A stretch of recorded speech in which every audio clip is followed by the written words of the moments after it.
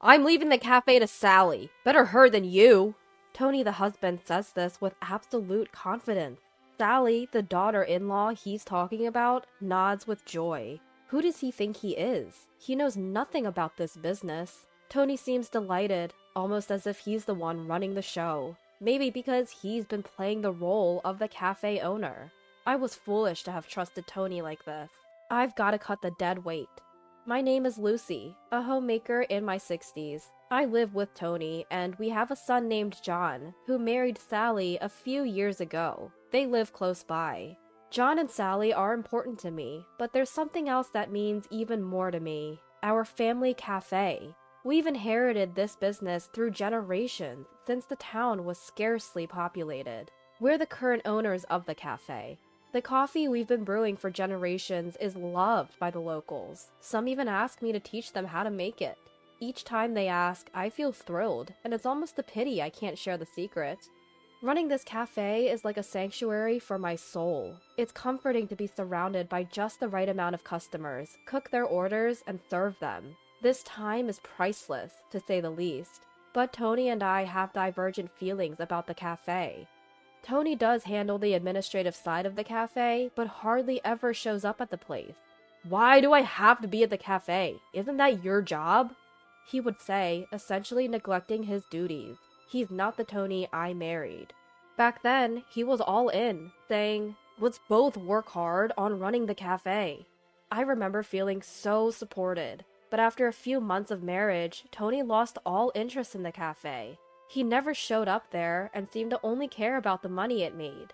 How much did we make this month? Can't be much coming from that old shop, huh? It was hard not to be angry when Tony laughed like that. But if I spoke up, I was sure we'd end up fighting, so I stayed silent. Tony was overly concerned about the cafe's earnings, and when he learned how much we made, he tried to pocket it all for himself. The earnings from the cafe are for future expenses, so keep your hands off. Even if I told Tony that, he'd say, it's my shop, so I can take the money if I want to. Stop worrying about small stuff. And he'd take all the profits when I wasn't looking. Tony knew where I kept my banking card. Even if I hid it, he'd find it quickly and take whatever money I had. Thanks to this, I had no extra money left. Tony used all the cafe's profits as his play money and lived lavishly. We'll run this business together as husband and wife, he had said, but those words quickly turned into lies. It was unbearably painful. Please, I want us to manage our finances properly, I pleaded with Tony, but he never listened. Who do you think you are, getting all uppity? He'd scoff. My opinion was never heard, and I was forced to endure. Why, despite all my efforts, was I not rewarded? Why was I only met with suffering? No matter how much I thought about it, I couldn't find the answer. The only reason I hadn't given in to despair was because of the cafe. Going to the cafe and working helped me forget all my troubles. If I looked down, customers would notice right away and say, is something wrong? Want to talk about it? Though it was a relationship between the shop owner and customer, those words felt incredibly warm, and it was all I could do to hold back tears. I was resolved to protect this shop at all costs. I'll do whatever I can for this cafe. I swore this from the bottom of my heart, and that vow remains unchanged. To me, this cafe is the most important thing, and my only solace. Yet, relentlessly, the hardships kept coming. There was one more issue I had with Tony. It was how he treated Sally, my daughter-in-law. Sally, do you have enough money? We have some to spare, so don't hesitate to ask. Thank you, Tony. We're good. John is doing his best. Every month, our son and his wife come to visit us at home. John says it's because he worries about us being alone. From the moment John introduced us, Tony took a liking to Sally. He asked about more than just her career, her favorite type of person, hobbies, and how she likes to spend her holidays. I'm so happy someone as wonderful as Sally is marrying John. I hope we can be close, too. Tony was clearly smitten. The way he spoke gave it away. John noticed this and never intentionally let Sally get too close to Tony. Originally, the monthly visits were supposed to be just John. However, Sally insisted. Tony and his family are important to me too, so I want to be involved. As expected, now that Sally came along every month, Tony was overjoyed. Sally, is there anything you want? Our wedding anniversary is coming up, isn't it? Sally, do you have any free days this month? I found a great place, and I'd like to take you there. If someone as beautiful as Sally ran a cafe, customers would be thrilled. The way Tony pressed on made it impossible for Sally to feel comfortable. Really? That's so kind of you. Tony, you're such a nice guy.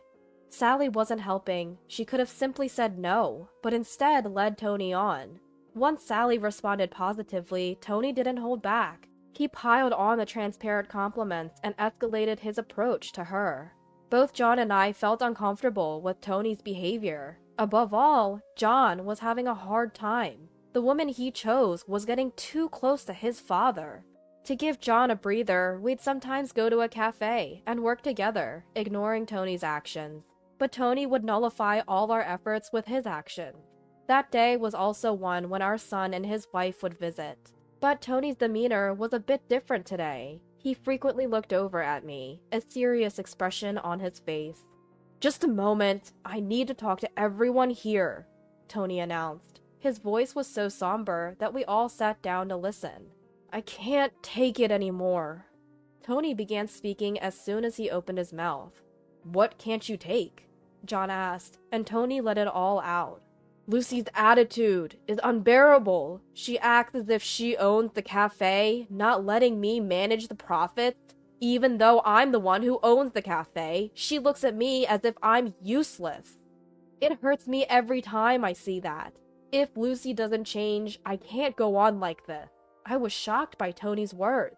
Why did I have to hear something like that? Wasn't it Tony who walked out on the cafe we decided to run together? I held back my urge to confront him, seeing he still had more to say. Then Tony dropped a bombshell. "I'm giving my cafe to Sally. She's a better choice than you anyway." I blurted out, "What? Why would he make a decision about our joint cafe all on his own? Shouldn't he be consulting me first?" Meanwhile, Sally, who had been named as the new owner, looked thrilled. "I'm honored to take on this role from Tony. Please, come by sometime," she said cheerfully. Observing her composure, I got the full picture. This had been her agenda all along.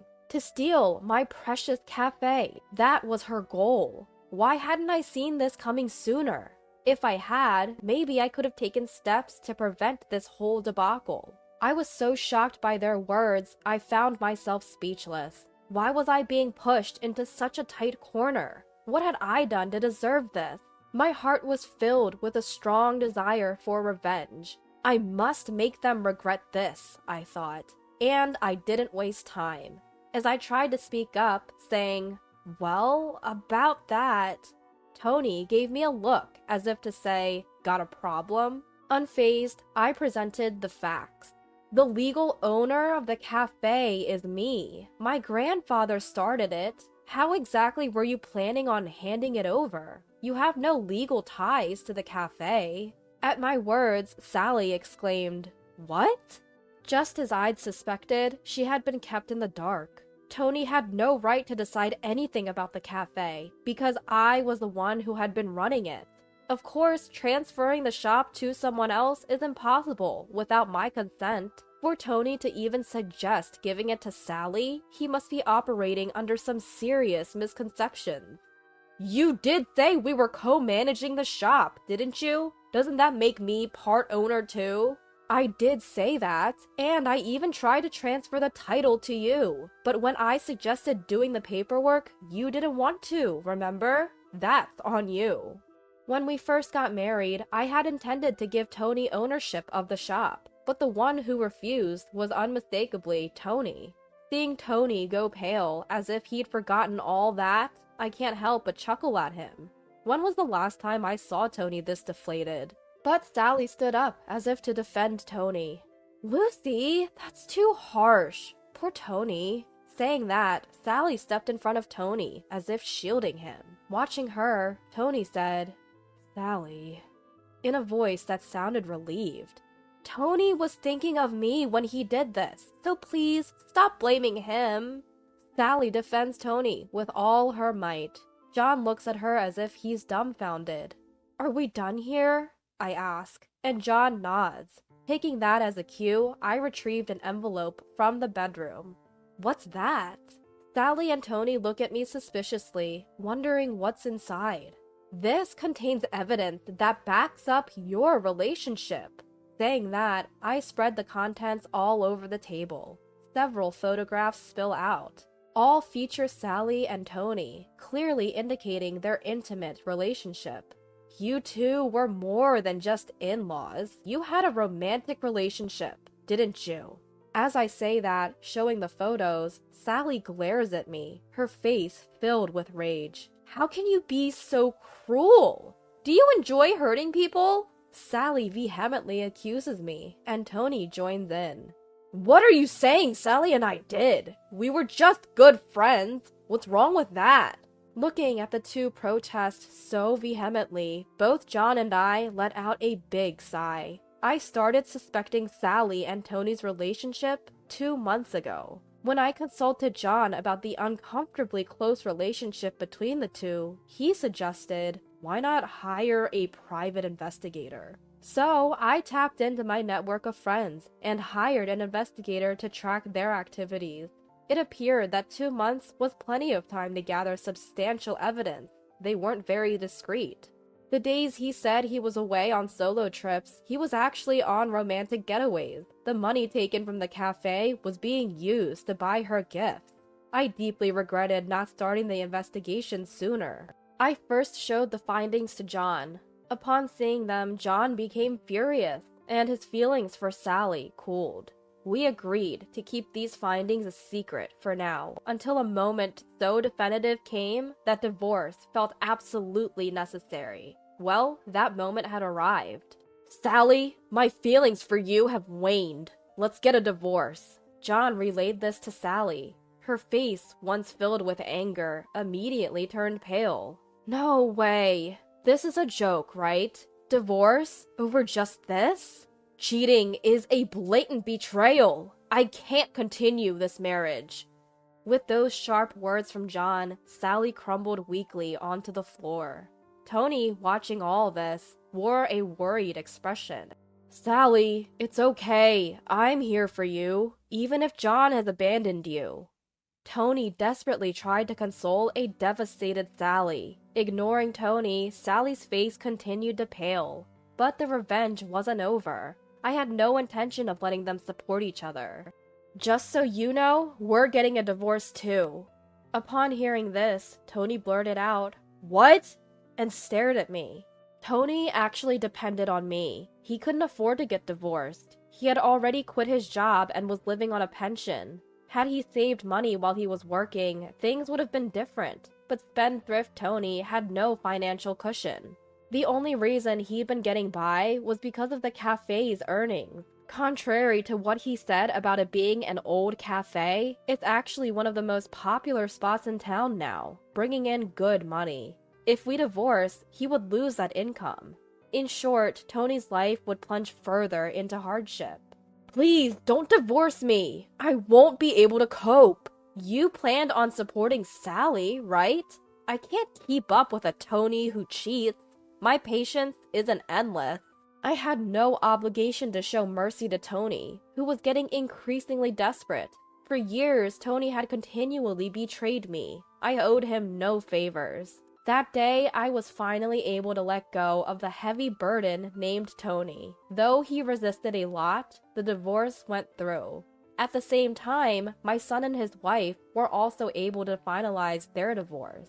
Both John and I sued Tony and Sally for alimony, and rightfully so. They'd been cheating. However, both of them resisted paying, claiming they couldn't afford the alimony. Well, that resistance turned out to be futile. Apparently, Tony now lives alone in an old apartment, abandoned by Sally. Sally is young. She probably planned to leverage her beauty and move on. But John wouldn't allow that. As soon as he contacted her parents, they took her back. She's now working her tail off to repay her parents, who covered the alimony. As for Tony, he didn't have the means to pay and ended up in debt. On my end, the reduction in stress significantly elevated my focus on running my cafe. With my newfound financial stability, I renovated the cafe and the atmosphere got rave reviews from customers. Sometimes John comes by and helps out with the business. Despite everything that's happened, John has always stood by me. I want to live the rest of my life with such a kind person as John.